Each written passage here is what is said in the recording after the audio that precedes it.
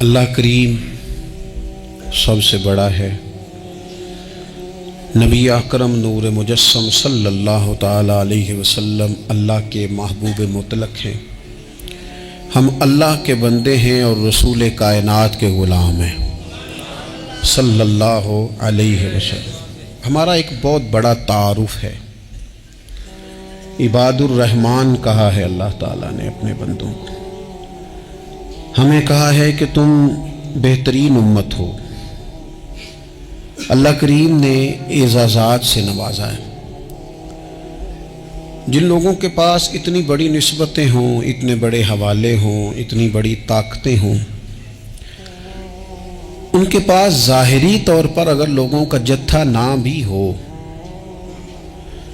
اور ظاہری طور پر اگر مال و اسباب وقتی طور پر نہ بھی ہوں، اقتدار، عہدہ اور بڑے لمبے چوڑے نعرے ان کے پیچھے نہ بھی لگ رہے ہوں، تو یہ بہت بڑا تعارف نہیں کہ اللہ کے بندے ہیں اور رسول کریم کے غلام ہیں؟ اور کیا یہ تعارف جینے کے لیے، زندہ رہنے کے لیے اور گردن اٹھا کر جینے کے لیے بہت بڑا تعارف نہیں؟ باوجود اتنے بڑے تعارف کے اگر کوئی بندہ کمزور باتیں کرے، کچی پکی گفتگو کرے اور وہ اپنے آپ کو بار بار مظلوم ثابت کرنے کی کوشش کرے، وہ بار بار اپنے زخم دکھائے تاکہ وہ قابل رحم قرار پائے، تو یہ باتیں ایک مومن کو، ایک مسلمان کو، اللہ کے ایک بندے کو ذرا زیبا نہیں دیتی، ذرا اچھا نہیں لگتا۔ مسلمان اعصابی طور پر، ذہنی طور پر، نفسیاتی طور پر ایک طاقتور قوم ہے۔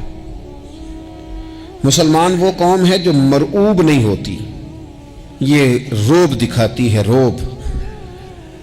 ہم وہ لوگ ہیں کہ جن کے اکابرین سوئے بھی ہوتے تھے، سوئے ہوتے تھے حضرت عمر، لیکن ان کو سوئے ہوئے دیکھ کر بھی لوگ کانپا کرتے تھے، اس لیے کہ شیر تو شیر ہی ہوتا ہے نا، وہ سویا ہو تو پھر بھی شیر ہی۔ تو میں کچھ عرصے سے اس کمی کو بڑی شدت سے محسوس کرتا ہوں کہ لوگ، یعنی کوئی شخص بھی ملتا ہے تو وہ اس لہجے میں بات کرتا ہے کہ اسے مظلوم مان لیا جائے، قابل رحم مان لیا جائے، اس کی مدد کی جائے، اس پر توجہ کی جائے۔ یہ مسلمان کی شان نہیں۔ آپ سورہ بقرہ پڑھیں گے تو قرآن مجید اصحاب صفہ کی شان بیان کرتا ہے کہ انہیں بڑی حاجت ہے، بڑے ضرورت مند ہیں۔ وہ لوگ تھے جو کئی دنوں تک روٹی نہیں کھاتے تھے، لیکن رب فرماتا ہے کہ میرے محبوب کے مدرسے کے ان طالب علموں کو جو دیکھے گا اسے محسوس ہوگا کہ یہ تو بڑے امیر لوگ ہیں۔ کیوں محسوس ہوگا؟ لا یسألون الناس الحافا، یہ لوگوں سے لپٹ کر سوال نہیں کرتے، کشکول طلب نہیں دراز کرتے، یہ اپنے پردے کو قائم رکھتے ہیں۔ خودداری، عزت نفس، وقار، خودی، ہمارے ہاں تیزی سے ان چیزوں کا آج جو ہے وہ یوں محسوس ہوتا جیسے قحط ہو گیا ہے۔ الا ماشاءاللہ، آپ کے زخم دکھانے سے کوئی بھی آپ کا زخم نہیں بھرے گا، بلکہ میں نے تو یہ دیکھا ہے اپنی زندگی میں کہ اچھا بھلے تعلقات چل رہے ہوتے ہیں، آپ کو ذرا ضرورت پڑ جائے تو سامنے والا آنکھیں پھیر لیتا ہے، اسی وقت اس کا ماحول اور اس کے حالات خراب ہو جاتے ہیں۔ اس لیے اپنا سارا بھروسہ، اپنی ساری توجہ، اپنی سوچوں کا مکمل مدار صرف اللہ رسول کی ذات کو بنائیں، اور اس انداز میں بنائیں کہ کون دیتا ہے دینے کو تو چاہیے، دینے والا ہے سچا ہمارا نبی۔ اور یہ ذہن بنائیں زندگی میں کہ رب رسول کی بارگاہ سے 2 قطرے بھی مل گئے تو دنیا بھی بن جائے گی، آخرت بھی بن جائے گی۔ اس لیے ادھر ادھر دیکھنا تھوڑا کم کریں۔ اور بالخصوص آج اپیل کروں گا، استاد اپنے شاگردوں کو، پیر اپنے مریدوں کو، باپ اپنی اولاد کو بڑی بڑی باتوں کا سبق پڑھائے، بڑی بڑی باتوں کا۔ اقبال نے شکوہ کیا ہے، اقبال کہنے لگے شکایت ہے مجھے یا رب خدا بندان مکتب سے، یہ جو انہیں کہتے ہیں کہ جناب پڑھ جاؤ گے تو روٹی اچھی ملے گی، یہ انہیں کہتے ہیں پڑھ جاؤ گے تو کار میں بیٹھو گے، پڑھ جاؤ گے تو کوٹھی بنا لو گے، یہ کیا سبق پڑھا رہے ہیں بھلا؟ ان کو تو تم بڑے بڑے باتیں بتاؤ، انہیں کہو پڑھو گے تو دنیا میں حضور کے دین کا انقلاب برپا کرو گے، تم ان کہو کہ تم پڑھو گے تو تم ایک پورا پورا ملک چلاؤ گے، تم انقلاب برپا کرو گے، اٹھ باندھ کمر کیوں ڈرتا ہے، پھر دیکھ خدا کیا کرتا ہے۔ اقبال کہنے لگے یہ تم کیا سبق پڑھا رہے ہو کہ روٹی صحیح مل جائے گی، چندہ اکٹھا کرنے کا طریقہ آ جائے گا؟ کہنے لگے شکایت ہے مجھے یا رب خدا وندان مکتب سے، سبق شاہی ہے اور بچوں کو دے رہے ہیں خاک بازی کا، اڑنے والی تعلیم تھی اور یہ انہیں رینگنے کا سبق پڑھا رہے ہیں۔ تگڑی تگڑی باتیں بچوں کو سکھاؤ، تگڑی تگڑی، یہ پھر سارے نہ ڈھونڈتے پھریں کہ وہ فلانا جو ہے نا چاچا امیر ہے تو ماموں امیر ہے تو فلانی خالہ باہر ہے تو فلانا ذرا مہربانی، کوئی بھی نہیں مہربانی کرتا، مہربانی جب بھی کرتا ہے یا خدا کرتا ہے یا مدینے والے محمد مصطفیٰ کرتے ہیں۔ اپنی توجہات کبھی بچوں کو دیکھیں، حضرت لقمان اپنے بیٹے کو کیا کہتے ہیں؟ کہتے ہیں یا بنی اقم الصلاۃ وامر بالمعروف وانہی عن المنکر۔ حضرت لقمان اپنے بیٹے کو سمجھاتے ہیں، کہتے ہیں اے بیٹا نماز قائم کرنا، لوگوں کو بھلائی کا حکم دینا، برائی سے منع کرنا، وَاصْبِرْ عَلَىٰ مَا أَصَابَكَ، اور جب مصیبت پہنچے تو صبر کرنا، ادھر ادھر رونا دھونا نہ کرنا، نماز پڑھنا، بھلائی کا حکم دینا، برائی سے منع کرنا، اور اگر کوئی مصیبت پہنچے تو اس پر صبر کرنا۔ کتنے کام ہو گئے؟ 4۔ ایک نماز پڑھنی ہے، ایک بھلائی کا حکم دینا ہے لوگوں کو، ایک برائی سے، اور اگر کوئی مشکل آئے تو کیا کرنا ہے؟ ان ذالک من عزم الامور۔ فرمایا بیٹا یہ بڑی ہمت والے کام ہیں، ہمت والے کام کرنا، ہمت والے، طاقتیں اپنی قائم رکھنا، کمزور نہ پڑنا، لوگ تمہارے آنسو نہ دیکھیں، کوئی تمہیں تڑپتا نہ دیکھے۔ چھوٹا چھوٹا زخم لے کر لوگ سگنل پہ کھڑے، چھوٹی چھوٹی مجبوریاں لے کر لوگ مانگنے کے لیے دروازوں پر کھڑے ہیں۔ امت مسلمہ کا یہ مزاج نہیں، یہ وقار نہیں، یہ انداز نہیں، ہم تو بانٹنے والے لوگ ہیں۔ چلے مشکل آ جاتی ہے، زندگی میں ضروریات پڑ جاتی ہیں، قرضہ صحابہ بھی لے لیا کرتے تھے، لیکن یہ جو لہجے آج ہم نے اختیار کر لیے، کمزور ہو جانا، کچا پڑ جانا، غریبی کا رونا، یہ انداز اہل ایمان کا۔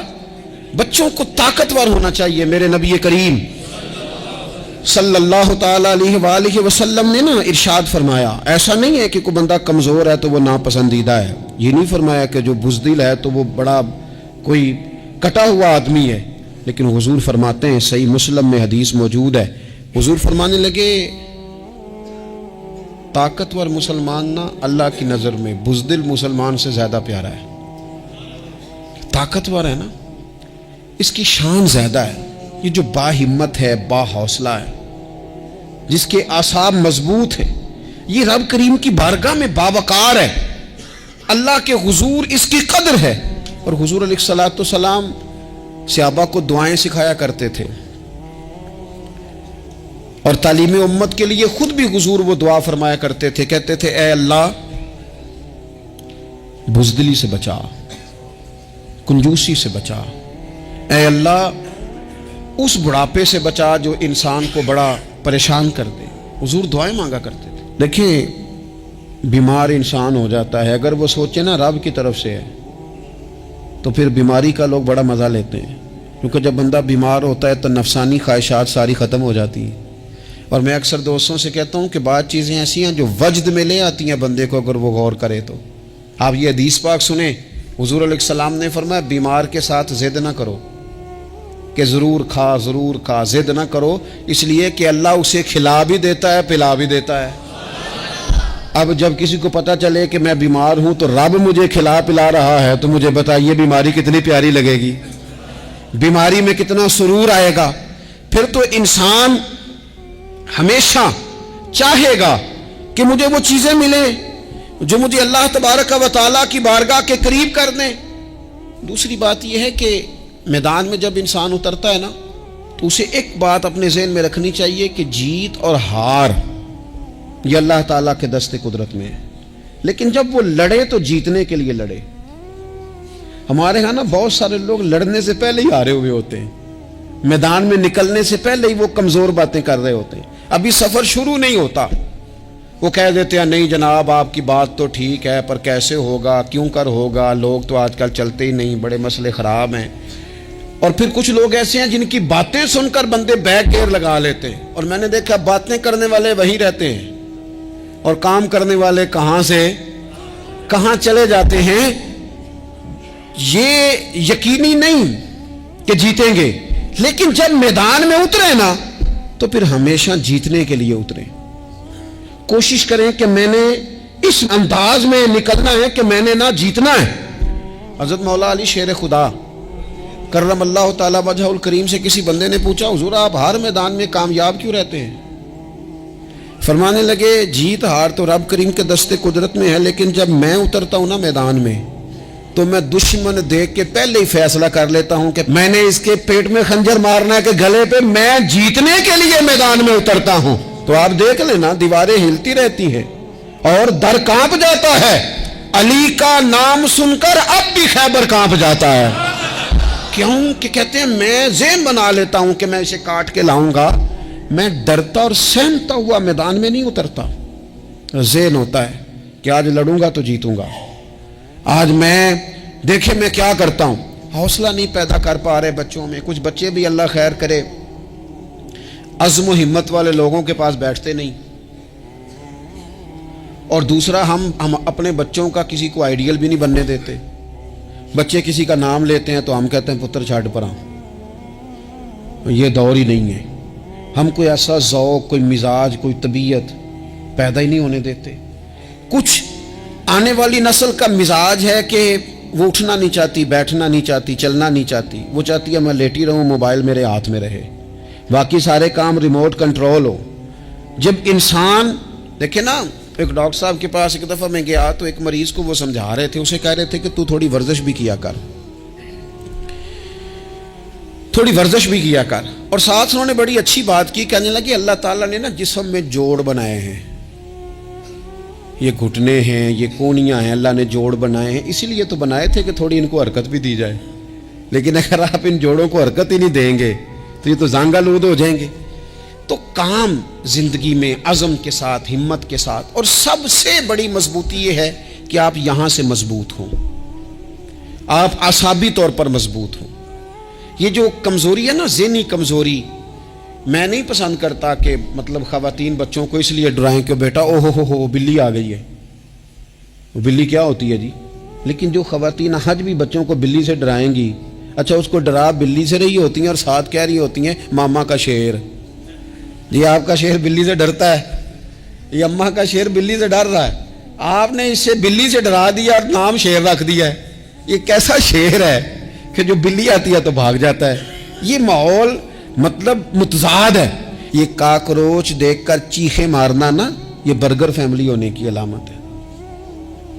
چھپکلی دیکھ کر نا چیخیں مارنا، یہ امیر گھروں کی علامت ہے، پڑھے لکھے لوگوں کی علامت۔ یہ کیا مذاق ہے؟ جو قوم چھپکلی سے ڈرتی ہے، کاکروچ سے ڈرتی ہے، اور جو لوگ کہتے ہیں ہو یہ جناب یہ تو اندر میرے وہ آ گیا ٹوکا تو یہ کھا جائے گا، تو یہ قوم انقلاب برپا کرے گی، یہ میدانوں میں نکلے گی۔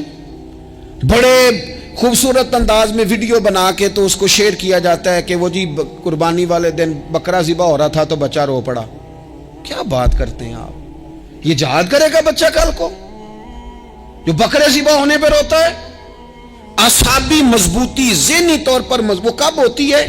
جب انسان اخلاقاً مضبوط ہوتا ہے، اس کی طبیعت وزادار ہوتی ہے، اس کا مزاج اسے مضبوط کرتا ہے۔ آپ ایک حدیث دیکھیں، ترمذی میں موجود ہے، حضور علیہ الصلوۃ والسلام نے فرمایا جب اللہ تعالیٰ نے زمین کو پیدا کیا تو زمین ہلنے لگی، تو اللہ نے پہاڑوں کو میخیں بنا کر، قلعے بنا کر زمین میں لگا دیا تو زمین ٹھہر گئی۔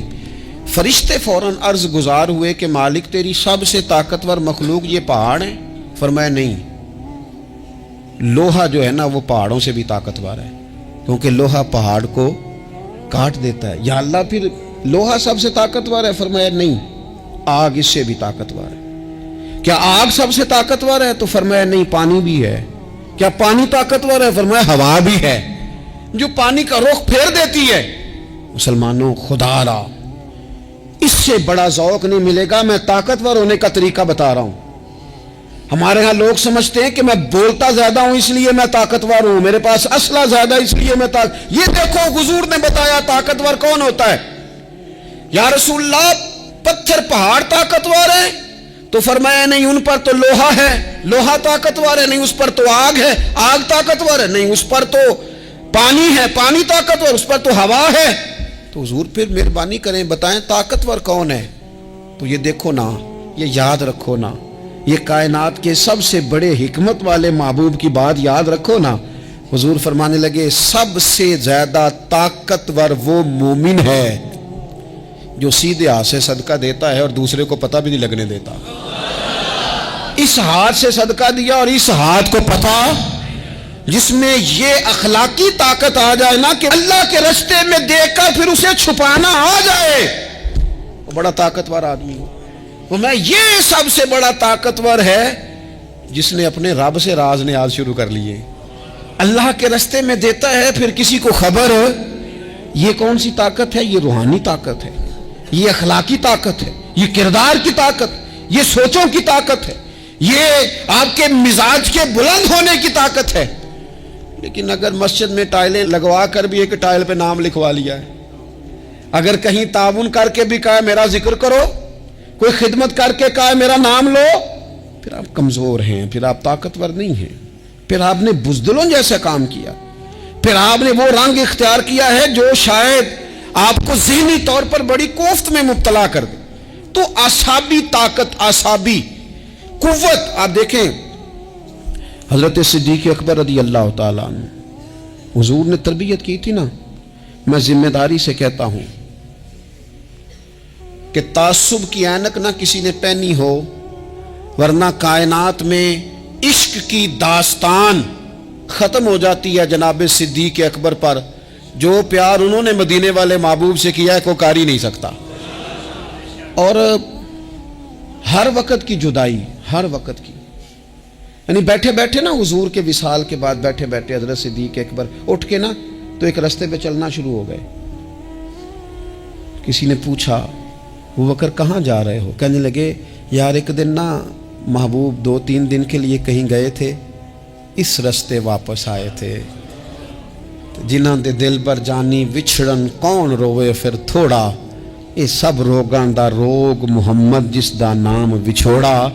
پریشان ہوں تو دل کر رہا ہے پتہ نہیں یہاں سے آ نہ جائیں۔ اتنا زیادہ محبوب کی غلامی اور نبی پاک کی محبت کا ذوق، لیکن اعصابی طور پر مضبوط کتنے تھے؟ حضور کے وصال کے بعد جس بندے نے اپنے پروں کے نیچے پوری امت کو سنبھال لیا ہے نا، اس کا نام بھی ابو بکر صدیق ہی ہے۔ ایسے ایسے سنبھال لیا، سب سنبھال، دکھ سب سے زیادہ لیکن سنبھالا۔ کوئی زکوٰۃ کا منکر پیدا ہو رہا ہے، کوئی ختم نبوت پہ حملہ کر رہا ہے، کوئی کچھ ہو رہا ہے، کوئی کچھ ہو رہا ہے، ابو بکر صدیق نے فرمایا سارے لشکر روانہ کرو، جہاں جہاں حضور نے فرمایا تھا جہاد کرو۔ فرمایا جو ایک رسی بھی زکوٰۃ کی نہیں دے گا وصول کریں گے۔ لوگوں نے کہا حضور حالات بڑے اور طرح کے ہیں، کیسے کام چلے گا؟ حضرت عمر جیسے دلیر بندے بھی کہنے لگے جناب یہ نظام کیسے چلے گا؟ تو ابو بکر صدیق فرمانے لگے عمر تجھے تیری ماں روئے، تو بڑے مضبوط مزاج کا تھا، یہ مجھے کیا پیغام دے رہا ہے؟ فرمایا عمر یاد رکھ اگر میں مدینہ منورہ میں اکیلا بھی رہ گیا اور جنگل کے درندے میرا آ کے گوشت بھی نوچ کے لے گئے تو پھر بھی میں ان اصولوں پر کھڑا رہوں گا جن اصولوں پر مدینے والے رسول نے مجھے کھڑا کیا ہے۔ ذرا گنجائش نہیں، ہم یہاں سے مضبوط لوگ ہیں، یہاں سے ذہنی بلندی، ذہنی پختگی، یہ حسن ہے زندگی کا۔ یہ کیا بات ہوئی؟ پرسوں فیصلہ کوئی اور تھا، سویرے پروگرام کوئی اور بن گیا، کل فلانے کا مرید تھا، آج مجھے فیض نہیں ملا ادھر جا رہا ہوں، پرسوں فلانے کو استاد بنا بیٹھا تھا، آج میرا پروگرام بدل گیا ہے، کل میری سوچیں اور تھیں، آج میری سوچیں اور ہیں۔ جو قوم ساری زندگی تعین ہی نہ کرے وہ کام کیسے کرے گی؟ جو رستے کا آغاز ہی نہ کرے وہ منزل پر کیسے پہنچے گی؟ تو کمزور باتوں سے نکلیں، بزدلانہ سوچوں سے باہر آئیں، طے کریں زندگی میں یہ کچھ ہم نے کرنا ہے۔ میں نے کہا ہے نکلیں میدان میں جیتنے کے لیے، پھر رب کی مرضی ہے، پھر اللہ کی مرضی ہے۔ ساری زندگی صحابہ پر قرض رہا، قرضے بھی رہے، خدمتیں بھی ہوتی رہی، جہاد بھی ہوتے رہے، ڈیوٹیاں بھی ہوتی رہیں, سارے کام ہی ہوتے رہے. ہمارا یہ مزاج ہے, ایک دو کھا گیا ہے ساری خوشیاں ہی گئیں, بس سارا کچھ ختم کر بیٹھتے ہیں. تو تھوڑی سی نا مضبوط دیکھیں. اچھا یہ حضرت ابو بکر کا حال ہے, تو جناب عمر کی کیفیت کیا ہے؟ کلمہ پڑھتے ہی حضرت عمر نے فرمایا یا رسول اللہ, جب آپ سچے, قرآن سچا, اسلام سچا, تو چھپ کے نماز پڑھنے کا کیا مطلب ہے؟ فرمایا ابھی تعداد ہی کوئی نہیں, 40 تو مسلمان ہیں. عرض کی حضور مہربانی کریں نا, آپ صرف اجازت دیں. 20 لوگوں کی صفیں بنا دی گئیں. ایک صف کے آگے حضرت عمر ہیں, ایک صف کے آگے حضرت امیر حمزہ ہیں. جناب عمر کہنے لگے چونکہ آپ اللہ کے رسول ہیں تو لہذا نماز بھی آج اللہ کے گھر میں پڑھی جائے گی. تو حضرت عمر بیت اللہ شریف کے بیچ کھڑے ہو کے نعرہ لگاتے ہیں, فرماتے ہیں میں عمر ہوں, تم مجھے بھی جانتے ہو, میرے باپ کو بھی جانتے ہو, تم میرا قبیلہ بھی جانتے ہو, میں نے پڑھ لیا ہے محبوب کا کلمہ. اب جس نے بچے یتیم کرانے ہو اور اپنی بیوی بیوہ کرانی ہو وہ آئے اور مجھے روکے. یہ محبوب اللہ کے ہیں اور گھر بھی اللہ کا ہے, تو نماز بھی آج اللہ کے گھر میں پڑھی جائے گی. جب تک انسان یہاں سے طاقتور نہیں ہوتا. پھر بات آئی سیدنا عثمان غنی کی. میں پہلا وہاں اونا رنداں تو جنہیں کھلی بغاوت کی تھی, ہے پورا قبیلہ اور طرف ہے. عثمان تیرے گھر میں مال ہے, دولت ہے, وزاداری ہے, لوگ سارے کیا کریں گے؟ والد مخالف, چچا مخالف. حضرت عثمان غنی جیسے آدمی کو پکڑ کے باندھ دیا گیا گھر میں. پر عثمان غنی کہنے لگے میں ان بزدلوں میں سے نہیں ہوں جو محبت بھی کریں اور اظہار بھی نہ کر سکیں, جو دعویٰ بھی کریں اور پھر ان کے اندر طاقت اظہار بھی نہ ہو. فرمایا تم جتنا باندھ سکتے ہو باندھ لو, تم اپنی دولتیں, حکومتیں اور اپنا جاہو جلال سنبھال کے رکھو, ہم نے تو غلامی کا فیصلہ کر لیا ہے. اور پھر کی غلامی انہوں نے. اور جہاں تک بات ہے شیر خدا حضرت علی المرتضیٰ کی, حضرت علی المرتضیٰ شیر خدا کا تو یہ حال تھا کہ ساری زندگی میدان میں رہے. ایک دن حضور نے صرف فرمایا کہ آج آپ کو نہیں لے کے جانا, آپ تھوڑا نا میرے نائب بن کر, حضور کسی نہ کسی کو نائب بنا کے مدینے میں چھوڑ کے ایک دن صرف کہا نہیں لے کے جانا. تو حضرت مولا علی رونے لگے, کہنے لگے حضور میں بچوں کے بیچ رہوں, عورتوں کے بیچ رہوں, میری تلوار کو زنگ لگ جائے گا. حضور مجھے تو گھوڑے پہ بیٹھنا پسند ہے. اچھا میں آپ کو ایک اور بات بھی عرض کروں, پہلے بھی میں نے کہا تھا پھر کہتا ہوں, کچھ لوگ پڑھے لکھے ہوتے ہیں بہادر نہیں ہوتے. حضرت علی کے علم کا بھی کمال عروج پہ اور بہادری بھی پورے عروج پہ. زندگی نا بہادر لوگوں کی ہوتی ہے. یہ شہاب الدین غوری لیٹے ہیں یہاں سوابا میں, تو کسی نے پوچھا ان سے کہ یار آپ کہاں رہتے ہیں؟ کہنے لگے میں گھوڑے کی پشت پہ ہوتا ہوں. ہمارے بچے بڑی سونی فوٹو بناتے ہیں, ان سے پوچھیں آج کل آپ کیا کرتے ہیں تو کہتے ہیں موبائل چلاتے ہیں. آپ کیا کرتے ہیں؟ فوٹو کھینچتے ہیں. آپ کیا کرتے ہیں؟ کہتے ہیں وہ نا مجھے ایسا عجیب مسئلہ ہے موبائل کا کہ بچوں کی نا مطلب میں کئی دفعہ سوچتا ہوں کہ اگر انہیں کچھ 4 گھنٹے موبائل سے علیحدہ رہنا پڑا نا تو ہو سکتا ہے کہ ان کو ڈاکٹر کو بھی دکھانا پڑ جائے, اتنی کو بری حالت ہو گئی. مجھے ڈھیر سارے دوست کہتے ہیں جی آپ ٹیلی فون پہ ملتے نہیں. میں نے کہا میں پہلے ملا کرتا تھا جب تک لوگوں کی جیب میں موبائل تھا, جب سے لوگوں نے ہاتھ میں پکڑ لیا نا تو پھر تو ایک دن میں 100 نمبر ملتا ہے, تو پھر آپ کیسے موبائل پہ رہیں گے؟ پھر تو ایک ہی کام ہے, یا فون سنیں گے یا کوئی اور کام کریں گے. تو تھوڑی سی ہمت والی زندگی گزاریں. بزدلانہ باتیں, کمزور باتیں ہمارے بچوں کو بھی کمزور کر دیں گی. یہ کچھ نہیں کر سکیں گے. حضرت سیدنا عبداللہ بن زبیر رضی اللہ تعالیٰ عنہ, یہ مدینہ منورہ میں پیدا ہونے والے سب سے پہلے بچے ہیں. حضرت سیدنا ابوبکر صدیق رضی اللہ تعالیٰ عنہ کے نواسے ہیں. حضور کے پھپھو جناب صفیہ کے پوتے ہیں, اور عشرہ مبشرہ صحابی حضرت زبیر بن عوام ان کے بیٹے ہیں. شروع سے ہی بڑے بہادر تھے. ایک دن کچھ بچے گلی میں کھیل رہے تھے تو ایک شخص نے آ کے نا چیخ ماری, ڈرایا, سارے بچے بھاگ گئے. جناب عبداللہ ابن زبیر کہنے لگے کیوں بھاگتے ہو؟ اب چیخوں سے بھی ڈرو گے؟ واپس آؤ سارے, میں تمہارا امیر ہوں, آؤ ذرا اس پر حملہ کریں. ہم سارے بھاگے اور یہ اکیلا کھڑا رہے.